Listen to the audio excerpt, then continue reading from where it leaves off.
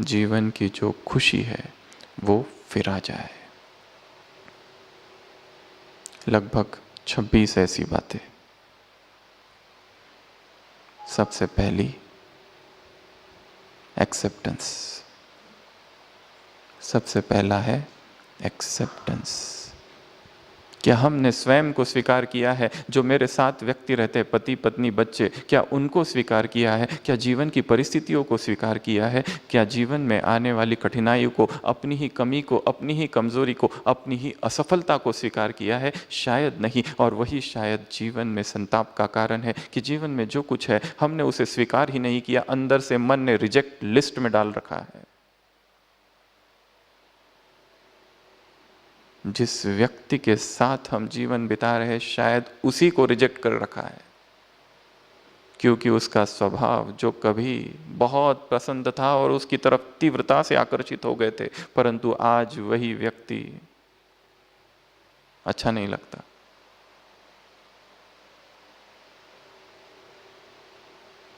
प्रेम अर्थात संपूर्ण स्वीकार। Love is total acceptance.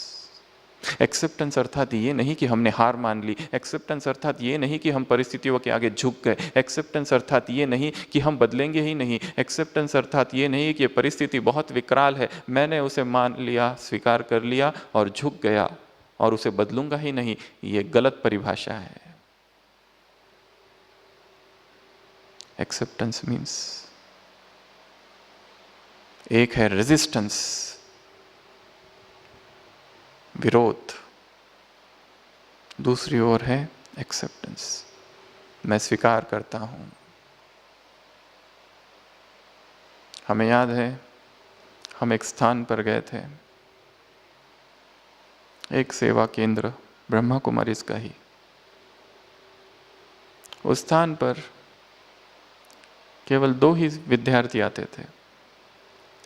आप यदि देखो ब्रह्मा कुमारीज के केंद्र विश्व भर में ढेर सारे सुबह की क्लास में 70-80 लोग रहते, वहाँ 2 ही थे। कोकण का वो एरिया था। हमने उस बहन से पूछा कि यहाँ 2 ही आते हैं?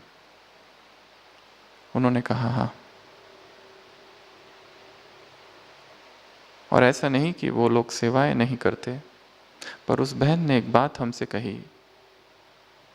उसने कहा इस परिस्थिति को मैंने प्रेम से स्वीकार किया है। इन्वर्टेड कॉमा, बहुत पावरफुल स्टेटमेंट है। इस परिस्थिति को मैंने प्रेम से स्वीकार किया है। तो जीवन में यदि पुनः खुशी आ जाए ये चाहना है तो स्वीकार करना पड़ेगा। जिसे हम बदल नहीं सकते उसे स्वीकार करना पड़ेगा एट दैट मोमेंट, और ताकि हम तैयारी करें उसे बदलने की।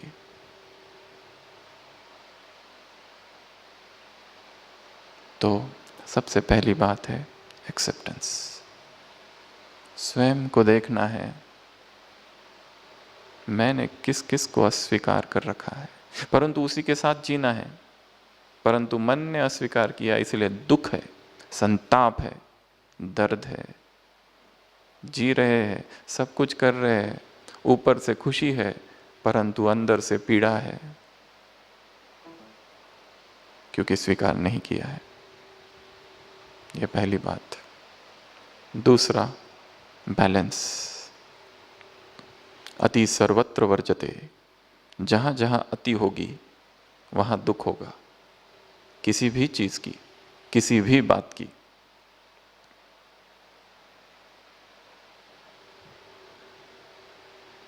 मन उस पेंडुलम की तरह है, डोलता है, स्थिर नहीं रहता। धार्मिक स्थानों पर, पवित्र स्थानों पर जाता है तो एकदम पवित्रता पकड़ लेती है, सोचता है बस अब ऐसे ही हमारा जीवन भी होना चाहिए। परंतु फिर ब्रह्मचर्य से अब्रह्मचर्य खींचता है, फिर विकार खींचते हैं, फिर प्यूरिटी खींचती है, फिर इम्प्यूरिटी खींचती है, डोलता है, यहाँ से वहाँ, वहाँ से वहाँ। बैलेंस स्थिर करना है उसको। Too much involvement, total indifference. एक व्यक्ति दूसरे व्यक्ति से इतना प्रेम करता है, इतना प्रेम करता है, इतना नजदीक आ जाता है, और उसी व्यक्ति से फिर घृणा उत्पन्न हो जाती है। पेंडुलम स्विंग कर गया, इधर आ गया। टू मच अटैचमेंट, और फिर इधर। इसलिए मनोविज्ञान में एक सिद्धांत है जिसे कहते हैं साइकोलॉजिकल डिस्टेंसिंग। दो व्यक्तियों के बीच एक डिस्टेंस चाहिए, एक स्पेस टू ब्रीथ। बहुत ज़्यादा जहाँ समीपता आ जाती है, इंटीमेसी, वहाँ दर्द चालू होता है, अवगुण देखने चालू हो जाते हैं। इसलिए बैलेंस, ना अति ऊंचम ना अति नीचम, स्थिर बीच में। किसी ने कह दिया तो आपका वजन बहुत बढ़ गया है, ऐसी एक्सरसाइज करते हैं, ऐसी एक्सरसाइज करते हैं कि लकड़ी बन जाते हैं। इधर से उधर, उधर से इधर। एक अति भोगी और विलासी व्यक्ति अचानक वैराग को प्राप्त हुआ, महात्मा बुद्ध के पास गया। वो युवराज था, जवान था, पर जीवन में ऐसी कोई दर्द भरी घटना हो गई कि वैराग उदय हो गया, और उसने कहा मुझे भी सन्यासी बनना है। सन्यासी बन गया। सब लोग सीधे रास्ते से जाते, वो पथरीले रास्ते से जाता। सब लोग 2 बार भोजन करते, वो 1 बार। पहले अति भोग में डूबा हुआ था, अभी एकदम वैराग।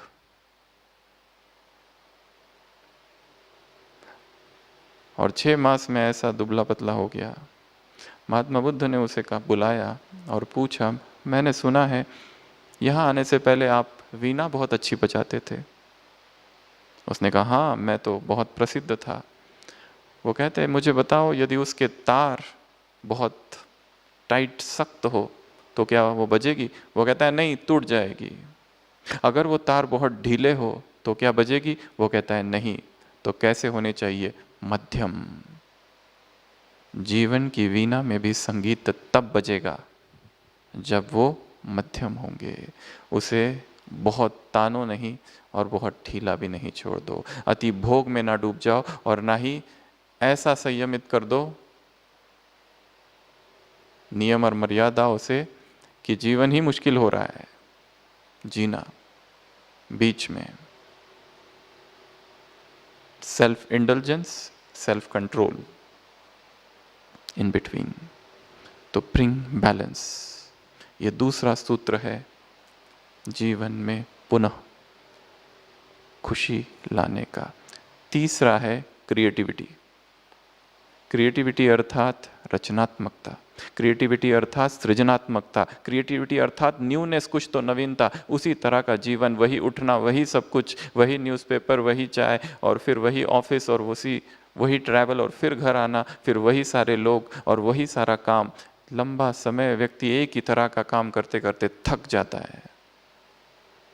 जब तक जीवन में नवीनता न आए, जीवन का सौंदर्य दिखाई नहीं देगा। नवीनता लानी है, कुछ ऐसे काम करने, कुछ ऐसे कार्य करने, स्मॉल एक्ट्स ऑफ गुडनेस, कि जो जीवन में फिर से खुशी भर दे, आनंद से भर दे मन को। छोटे छोटे ऐसी कुछ बातें जो फिर से हमें खुशी में ला ले। हम देखते हैं अस्पताल में कई बार कई लोग आते हैं जिनका कोई भी रिश्तेदार भर्ती नहीं है, फूल लेके आते, एक एक मरीज को एक एक फूल देके चुपचाप चले जाते हैं। Small acts of goodness. कोई अनाथ आश्रम, कोई वृद्धाश्रम, किसी की मदद कर देना, going out of way. Small acts of goodness.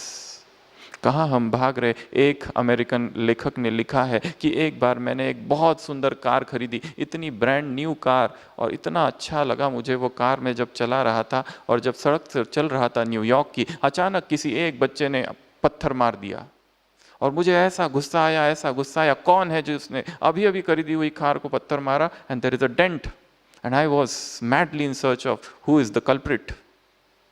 और देखा कि एक बच्चा खड़ा है जिसके हाथ में और एक दूसरा पत्थर है। उसने उस बच्चे से कहा कि तुमने मारा? उसने कहा हाँ। लेखक ने पूछा क्यों? वो रोने लगा, कहा कि मेरा बड़ा भाई 2 साल बड़ा, वो होगा 7 साल का, अपाहिज है, व्हील चेयर पर है, गिर गया, खून बह रहा है। मैं कब से लोगों को रोक रहा हूं, कोई रुक ही नहीं रहा है, क्योंकि मैं, वो भारी है, मैं उसको फिर से नहीं उठा सकता, और इसलिए मैंने आखिरकार ये पत्थर मारा। लेखक शांत हुआ। उसने कहा कहाँ है? दिखाया, उस बच्चे को बिठाया, कुछ पट्टी ड्रेसिंग की। The author rights, I never repaired my car again. मैंने अपनी कार फिर कभी भी रिपेयर नहीं की। Don't run so fast in life that somebody has to throw stone at you to stop you. इतना भी तेजी से न भागो जीवन में कि किसी को पत्थर मार कर तुम्हें रोकना पड़े। और कहाँ हम भाग रहे हैं?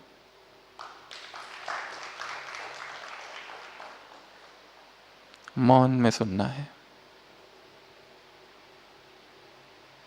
आवाज शायद डिस्टरबेंस है।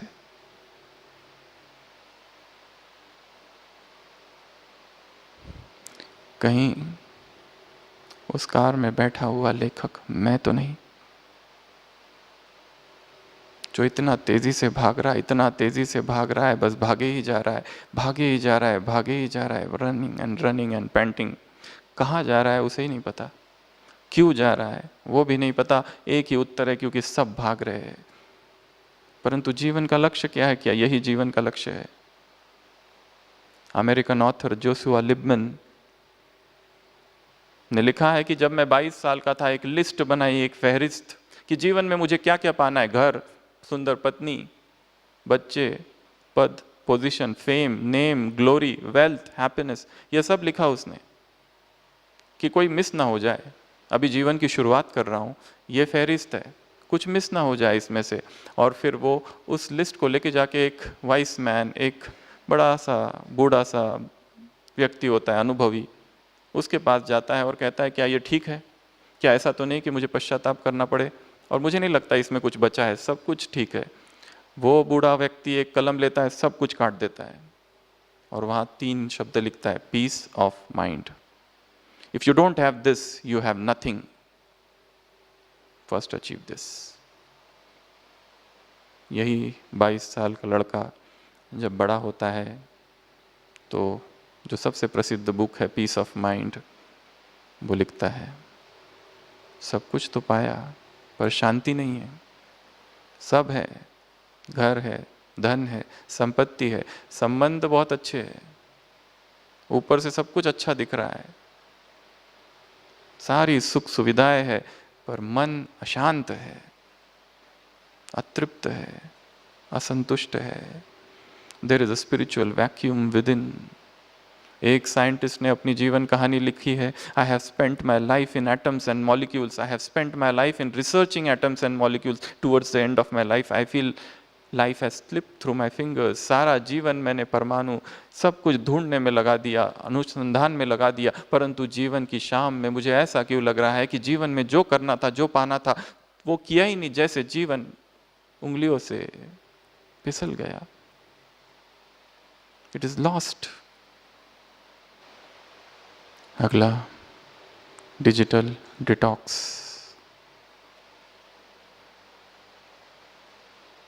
इतना इन साधनों में हम अपने आप को ना डुबो दे। कि हम स्वयं ही खो गए। किसी ने एक चित्र भेजा था, परसों 12 तारीख को मदर्स डे है। मदर का बर्थडे मनाने के लिए, मदर्स डे मनाने के लिए सब लोग घर आए हैं। 4-5 लड़के, माँ बीच में बैठी है, बाकी सब बच्चे सर्कल में बैठे हैं, सब अपने मोबाइल में बिजी है। नीचे लिखा है happy mother's day. Disconnect to reconnect. जितना उसमें हम डूबते जाएंगे, उतना स्वयं की चेतना से दूर हो जाएंगे, और वो एडिक्शन ना बन जाए। वर्तमान समय adolescent all over the world, internet addiction, texting addiction. बीच में बेंगलोर निम्हांस में एक कन्या एडमिट की गई, 18 year old. Texting addiction, text message करने का एडिक्शन हो गया है, इतना कि वो उसके सिवा रह नहीं सकती। अभी उसका ट्रीटमेंट चालू है। यदि मन शांत हो, शांति चाहिए और जीवन में खुशी चाहिए फिर से, तो अपने आप को डिसाइड करना पड़ेगा कितना स्क्रीन टाइम है हमारा। What is my screen time?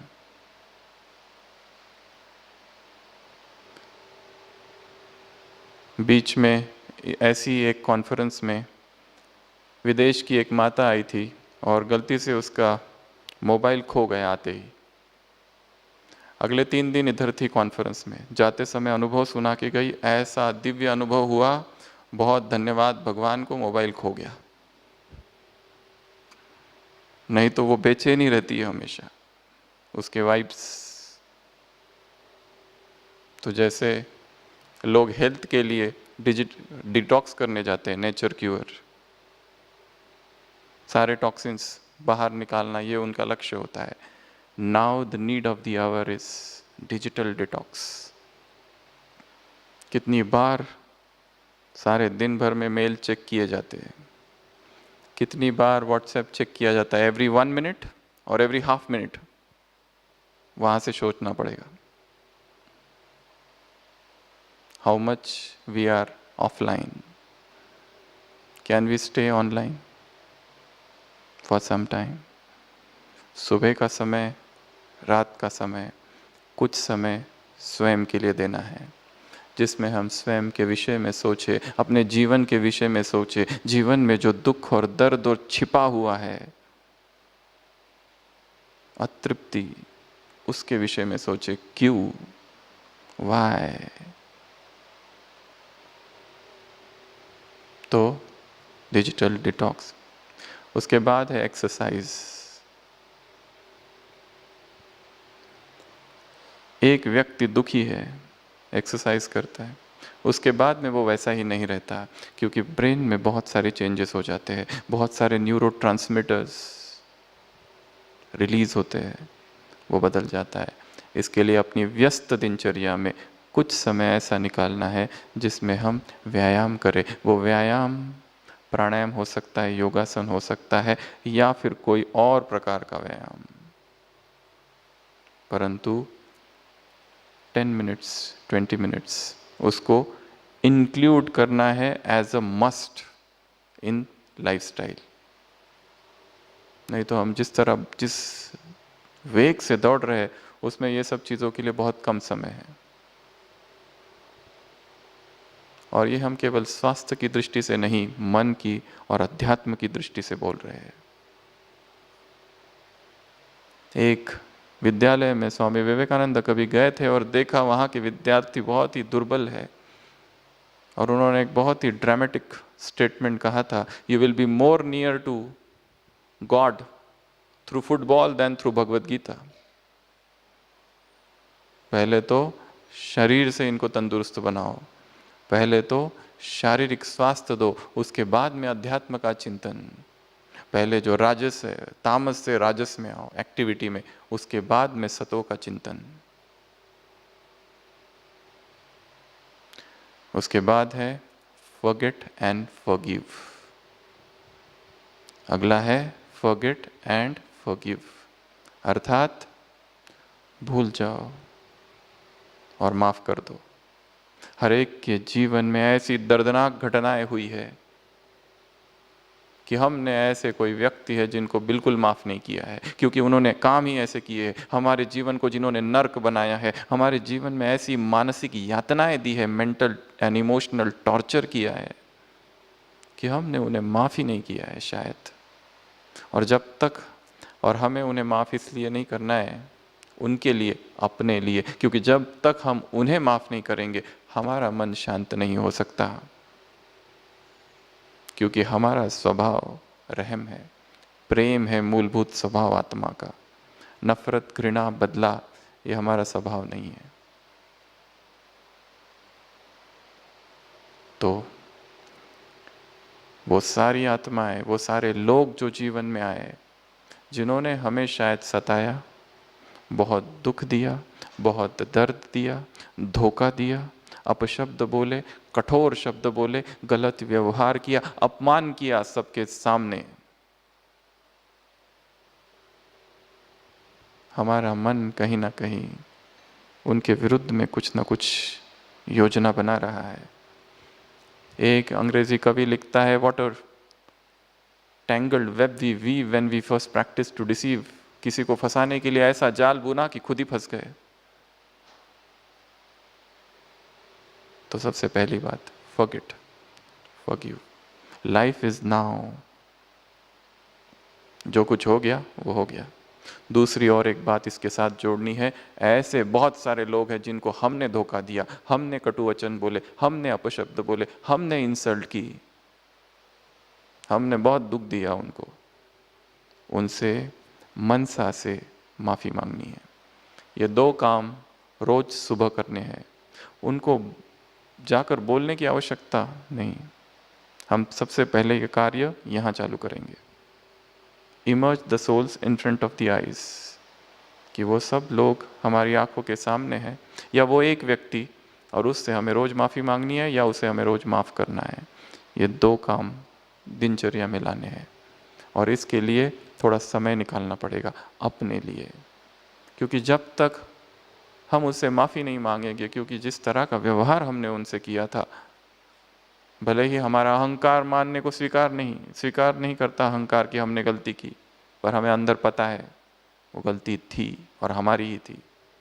English में एक बहुत पावरफुल स्टेटमेंट है, सब डायरी में नोट करके रखना है, जीवन पर्यंत काम आएगा। In the war of ego the winner is loser. अहंकार के युद्ध में जो जीतता है वही हारता है। अहंकार का युद्ध जो है ना, जिसकी जीत हो गई तो सोचता है मैं जीत गया, वास्तविक में वो हार चुका है। Forget and forgive. उसके बाद है ग्रेटिट्यूड, अर्थात धन्यवाद। वो सारे लोग जिन्होंने जो हमारे साथ रहते हैं, जिन्होंने हमारे लिए बहुत कुछ किया, क्या कभी हमने उन्हें धन्यवाद कहा? Thankfulness, attitude of gratitude.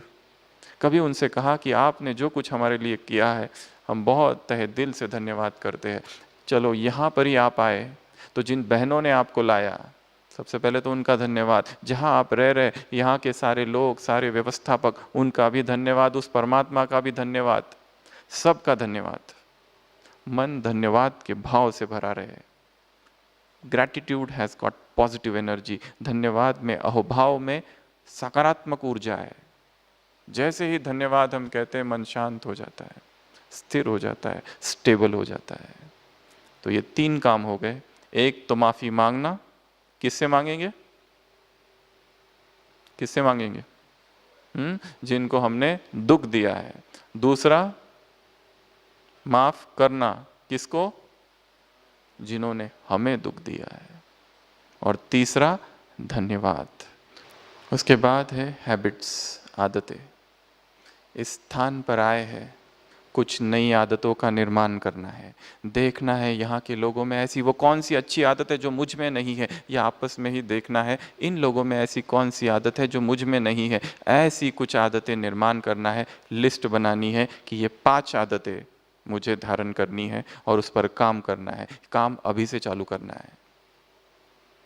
देख लेना यहाँ से वहाँ की दिनचर्या को, देखना यहाँ से वहाँ के ऑफिस को, देखना यहाँ पर बैठे हुए वहाँ के कर्म को, वहाँ के कार्य को, वहाँ के परिवार को, यहाँ बैठे, क्योंकि आप इस समय एक दूसरे क्षेत्र में हैं। यहाँ से अच्छे से देखा जा सकता है। पहाड़ है आबू, पहाड़ के ऊपर से सब दिखाई देगा कि यहाँ ये गड़बड़ है, ये जल्दबाजी का संस्कार है, ये झूठ का संस्कार है, ये धोखा देने का संस्कार है, ये हड़बड़ी करने का संस्कार है।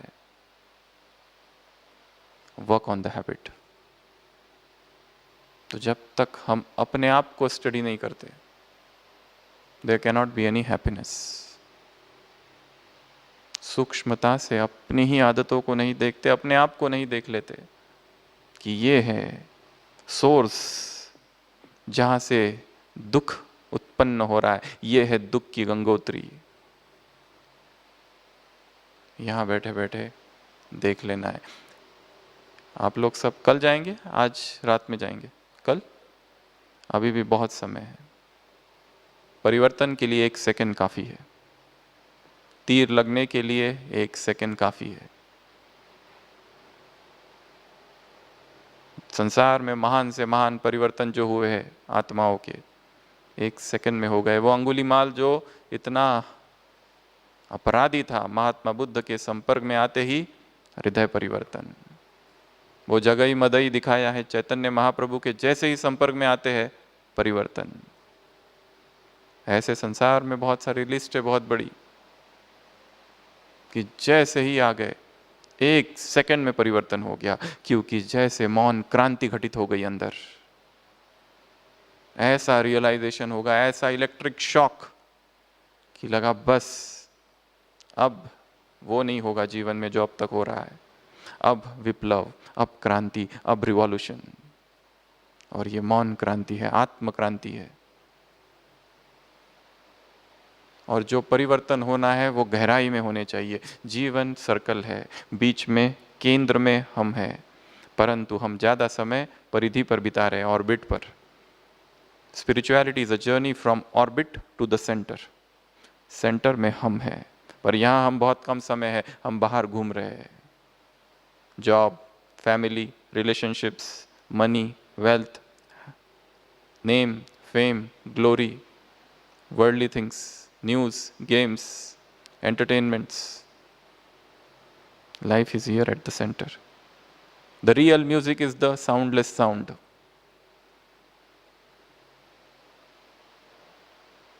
मौन का संगीत जो हृदय में है। तो आदत है। उसके बाद में है इनक्विजिटिवनेस, अर्थात उत्सुकता। आई फॉर इनक्विजिटिवनेस, उत्सुकता, उत्कंठा। ये क्या है, ये कौन सा स्थान है, ये लोग कौन से हैं, क्या ये है? मन में प्रश्न उठने चाहिए। ये सब जवान लोग यहाँ क्या कर रहे हैं? संसार की चमक धमक छोड़ के यहाँ क्या कर रहे हैं? Why they are here? और यहाँ पर एक काम तो हमेशा सबको करना है, जो हम हमेशा कहते हैं कि यहाँ पर जो आप सबसे ज़्यादा सीखेंगे वो यहाँ से जो स्पीकर सुना रहा है उससे कभी नहीं। जीवन का जो तंत्र है वो आपको मिलेगा यहाँ पे। जो काम करने वाली भोली भोली माताएं, जिन्हें पता भी नहीं है शायद कॉन्फ्रेंस चल रही है, जो अपने कार्यों में, अपनी सेवाओं में व्यस्त है, जो उनको बोलना भी नहीं आता है, पढ़ी लिखी भी नहीं है। कोई किचन में कोई भाई कोई झाड़ू लगा रहा है, उसको रोक कर पूछो कि भाई तुम यहाँ क्यों आए, वो ऐसा उत्तर देगा, that will be the greatest speech. और उसके सामने ये सारे स्पीच धूल है, क्योंकि वो जो बोलेगा वो अनुभव बोलेगा।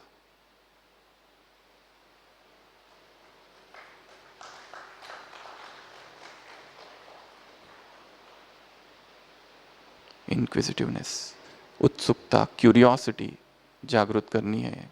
मन में विस्मय का भाव, यह है क्या, ये कौन सा स्थान है, ये कहाँ आ गए हम, ये जीवन ने कैसी करवट बदली, ऐसा क्यों लग रहा है कि अब कुछ तो बदलाव होने वाला है। उसके बाद है जे फॉर जर्नी, आंतरिक यात्रा करनी है, बाहर की यात्रा है बहुत कर ली, अब अंतर्मन की यात्रा करनी है, अपने सबकॉन्शियस माइंड की यात्रा करनी है। कौन से नुक्स एंड कॉर्नर्स में क्या क्या छिपा हुआ है, कौन से कोने में कौन सा अंधकार छिपा हुआ है, यहाँ आना जैसे एक प्रकाश, एक टॉर्च आई है, वो टॉर्च से अपने आप अंदर ही जाना है, देखना है कौन से कोने में कौन सी फीलिंग, कौन से बदले का भाव, कौन सी घृणा, कौन सी नफरत, कौन सी कमजोरी, कौन सी विकार, कौन सी काम की वासना अंदर छिपी है, कौन सी अतृप्त इच्छा, कौन सी अमर्यादित इच्छा, और जो दुख का कारण है, उस टॉर्च को अपने ही अंतर्मन में, अपने अंतर्मन को प्रकाशित करना है। उसके बाद में है कीप फोकस्ड, के फॉर कीप फोकस्ड, वर्तमान में ध्यान रखना है। अतीत में जो हुआ हुआ, भविष्य अभी आया नहीं है। साइंस में कहते हैं present is the right time, past and future is pseudo time. अब द पावर ऑफ नाउ, एक अंग्रेजी लेखक ने किताब लिखी है पावर ऑफ नाउ। अब में जीना है, बहुत अतीत में जी लिया, बहुत भविष्य में जी लिया, अब समय है अब का। Where are I am living. हमारे मन में 24 घंटे कौन से विचार चालू रहते हैं? पास्ट में ये नहीं करना चाहिए था, ये नहीं करना चाहिए था, पश्चाताप, दुख, दर्द।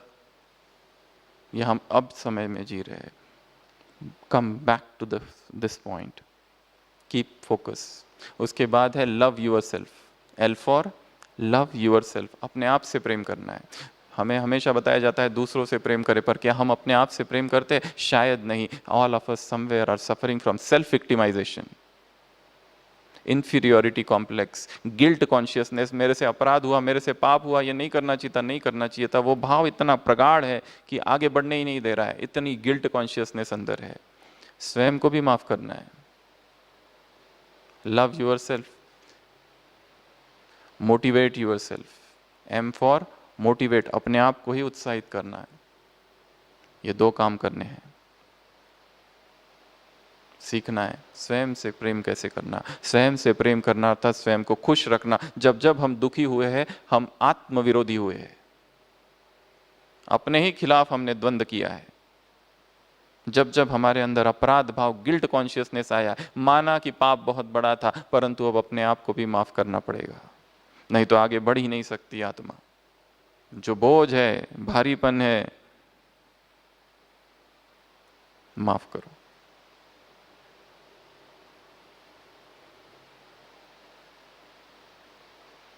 उसके बाद है नेचर, एन फॉर नेचर अर्थात प्रकृति। प्रकृति में जाना है, प्रकृति का संगीत सुनना है। झरने, झाड़, पहाड़ियाँ, सौंदर्य, नदी।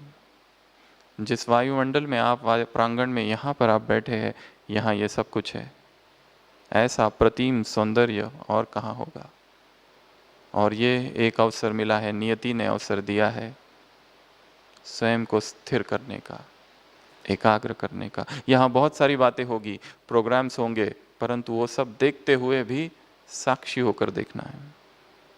To be involve and yet detached.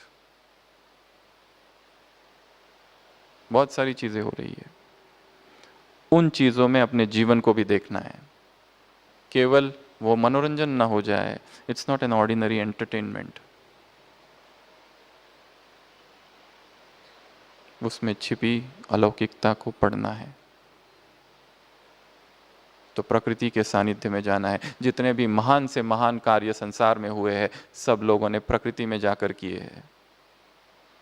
A.R. Rahman ने एक जगह लिखा है, When I have to compose new music, I get detached from everywhere and I enter into myself, cocoon myself in some solitary place and then hear the music of the nature, and from there strikes the new chord, and from there the melody springs, and I forget that this song will become famous, and I forget that this song is going to hit the theaters of the world.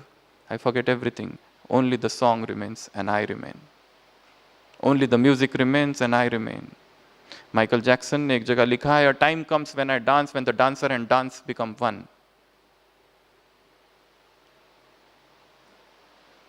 उस मौन को ढूंढना है इस प्रकृति में। तो जहाँ आप रहते हैं, समय निकालना है आधा घंटा और प्रकृति के सानिध्य में जाना है। वो गार्डन हो सकता है, समुद्र है तो बहुत अच्छा, पहाड़ हो सकता है, कुछ भी नहीं तो सड़क, छत, कुछ भी, परंतु go in the lap of nature and listen the beauty, listen the music, listen the rapture, the symphony, the melody.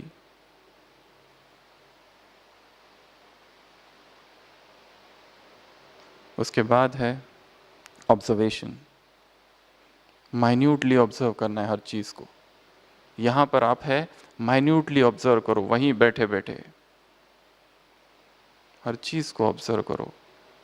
कैसे ये हो रहा है, कैसे ये कॉन्फ्रेंस हो रही है, कैसे अपने आप सब चल रहा है। संसार की हजारों कॉन्फ्रेंसेस देखी होगी, हलचल होती है, यहाँ ऑटोमेटिक चल रहा है। कैसे इतने सारे लोगों के लिए खाना बन रहा है, कैसे चाय बन रही है, कहाँ हलचल नहीं, कुछ नहीं, सब मौन में चल रहा है। कैसे, who is this, is it man और it is some force divine? क्या मनुष्य का कार्य है, ईश्वरीय कार्य, क्या है ये?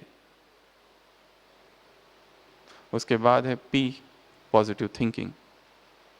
ये गुर सीख कर जाना है कि निगेटिव से निगेटिव परिस्थिति में पॉजिटिव कैसे सोचे।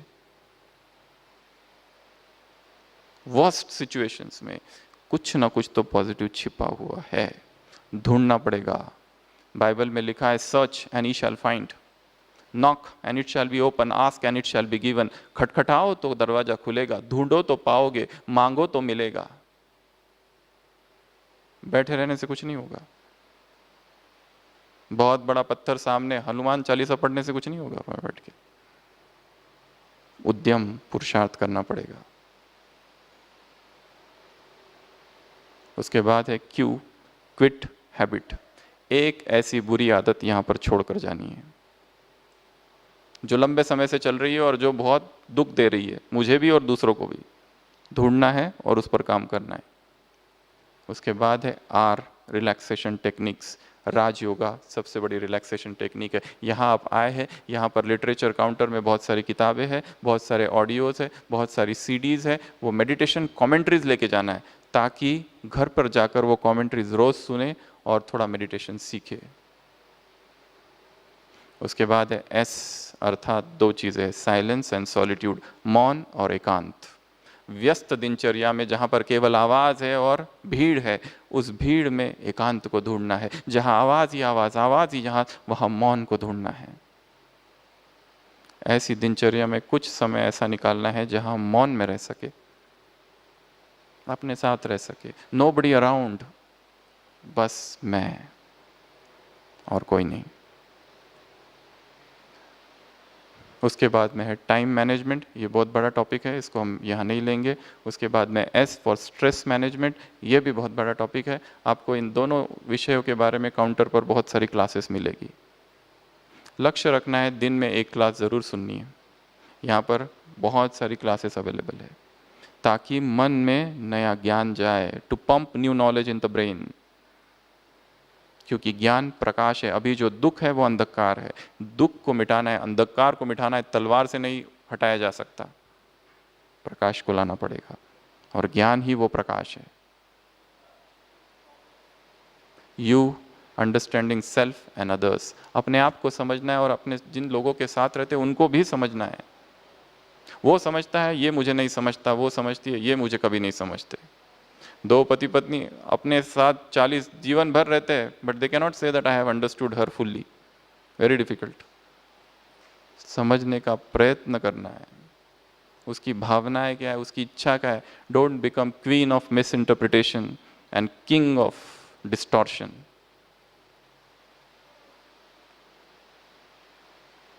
उसके बाद है विजुअलाइजेशन। ये भी एक टेक्निक है, विजुअलाइज करना, देखना।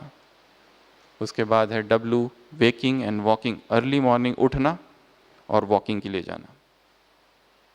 जितना यहाँ आपने देखा होगा एक चीज़, सब लोग बहुत जल्दी अर्ली राइजर है, अर्ली वेकर है, बहुत जल्दी उठ जाते हैं और उठकर क्या करते हैं, प्रातः स्मरामि हृदि संस्फुरदात्म तत्वम, उस आत्म तत्व का चिंतन।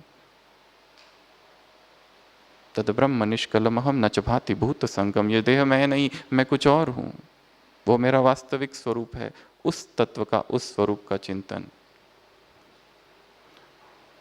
एक्सरे, एक्सरे अर्थात सेल्फ चेकिंग 2 बार, वाई योग निद्रा, और लास्ट है जेड झील एंड एंथुजियाज्म जेस्ट, जीवन में उमंग उत्साह। योग निद्रा एक बहुत बड़ा विषय है जिसको हर एक को सीखना है। योग निद्रा क्या होती है, सोने की विधि, किस तरह हम सोते, गए बेड पर गए और लेट गए, कुछ टेक्निक है, बहुत सारा रिसर्च हुआ है इसके ऊपर, चालू है रिसर्च, कुछ स्टेप्स है, 8 स्टेप्स ऑफ योग निद्रा। गए, पहले शरीर को रिलैक्स करना, रोटेशन ऑफ कॉन्शियसनेस, चेतना को घुमाना, श्वास के ऊपर ध्यान देना, एक श्रेष्ठ संकल्प करना और करते करते फिर सोना, क्योंकि रात का सोते समय जो विचार है उठते समय वही पहला विचार है। तो ये टोटल 26 स्टेप्स है, 26 methods starting from A to Z. इनमें से अगर एक भी ला लिए जीवन में तो बाकी 25 अपने आप आएगी। इसलिए फिर से अलर्ट होके बैठेंगे। ओम शांति।